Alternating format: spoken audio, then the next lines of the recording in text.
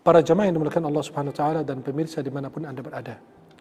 Dampak negatif di dunia dan di akhirat dari bahaya suap tersebut. Suap akan membuat pelakunya baik yang menerima ataupun yang memberi, atau yang memberi fasilitas atau yang memfasilitasi mereka mendapatkan laknat dari Allah dan Rasulnya sallallahu alaihi wasallam. Sebagaimana dalam hadis Rasulullah SAW tadi, Nabi dan Allah melaknat mereka yang melakukan transaksi suap tersebut. Memberi, menerima, bahkan berantara juga terkena laknat. Suap akan membuat usaha seseorang dalam mencari nafkah menjadi haram. Orang susah payah mencari harta, mencari rizki, ternyata dia memperoleh hartanya dari haram. Kenapa? Karena dia berusaha mencari sesuatu yang haram. Dan sesuatu yang haram itu nggak bakalan abadi, nggak bakalan kekal. Maka semua akan sirna, semua akan musnah, karena itu tidak ada keberkahannya sedikit pun. Sedekah yang dilakukan oleh pemberi dan menerima suap akan tertolak. Karena Rasulullah SAW bersabda dalam hadis Sahih Muslim dari Abu Hurairah radhiyallahu an, Inna Allah tayyibun la yaqbalu illa tayyiba. Sesungguhnya Allah itu maha baik dan juga menerima yang baik. Maka kalau Anda ini mau memberi sedekah, mau memberi sesuatu di jalan Allah Subhanahu wa taala, akan diterima pada saat Anda benar-benar uang dan harta yang Anda miliki atau yang Anda keluarkan itu adalah harta yang halal. Maka sedekah yang dilakukan oleh pemberi dan menerima suap tersebut akan tertolak, tidak akan diterima oleh Allah Subhanahu wa ta'ala. Pemirsa dimanapun Anda berada, bahkan doa orang tersebut tidak akan terkabul.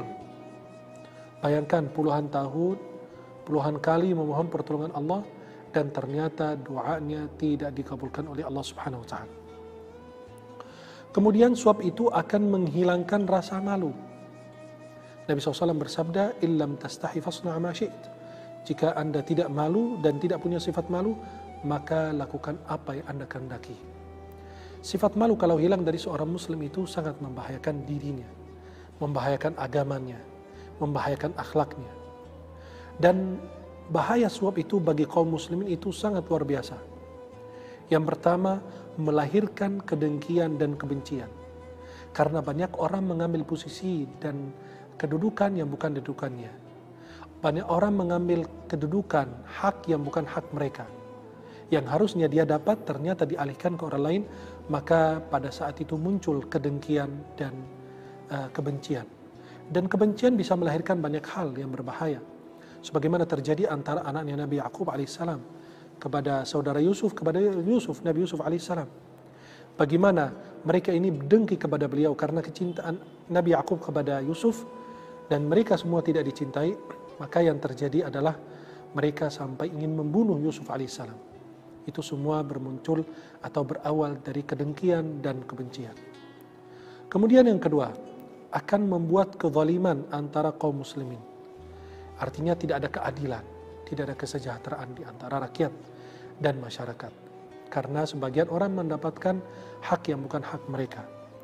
Kemudian yang ketiga, hilang kepercayaan rakyat kepada pemerintah. Jika hal demikian itu dilakukan di tengah-tengah perkantoran atau PNS atau pemerintahan, maka itu akan menghilangkan kepercayaan masyarakat kepada pemerintah. Kemudian yang keempat, suap itu merupakan salah satu sebab masuk dalam neraka jahanam. Semua yang darah dagingnya tumbuh dari haram, dari sesuatu yang tidak dari Allah Subhanahu wa taala, maka neraka lebih utama memakan jasad tersebut. Kita harus mengetahui apa sebab-sebabnya praktik suap itu pada masa kini. Kenapa sampai hal itu terjadi di tengah-tengah umat? Yang pertama, lemahnya iman pada diri si pemberi dan menerima dan perantara. Kalau iman lemah dalam diri seorang muslim, dia bisa melakukan apa yang ingin dia inginkan. Karena dengan cara tersebut dia berusaha untuk memperoleh harta. Dia tidak berpikir dari haram maupun halal, yang penting dia punya harta, yang penting dia punya mobil, yang penting dia punya rumah. Dia tidak peduli harta itu dari halal maupun dari haram. Maka karena kelemahan iman pada diri seorang muslim, dia bisa tergelincir di dalam hal-hal demikian. Kemudian yang kedua, tidak mengetahui hukum melakukan praktik suap. Banyak orang yang tidak membaca tentang dosa dan laknat Allah dan Rasulnya kepada mereka melakukan hal demikian. Coba kalau mereka baca kitab Al-Kabair, sudah diterjemahkan bahasa Indonesia, namanya dosa-dosa besar, karangan Imam Abu Abdillah Al-Zahabi. Di situ dijelaskan tentang bahayanya suap. Kalau kita perhatikan hal demikian, itu membahayakan kita dan membuat kita makin takut kepada Allah Subhanahu wa taala. Kemudian yang ketiga, sebab praktik suap pada masa kini adalah ingin cepat selesai dalam mengurus keperluan. Ada orang ingin selesai surat, ingin selesai apa, maka dia bayar untuk dipercepat urusannya. Maka karena kita tidak kesabaran, sehingga kita menunggu prosedurnya, kita mau berbayar cepat agar kita segera mendapatkan surat atau apa yang kita inginkan. Yang keempat adalah masih minimnya gaji yang diterima. Kalau orang gajinya kecil, dia pasti akan mengalihkan dirinya untuk mencari yang haram. Kenapa? Karena kebutuhan keluarga itu besar.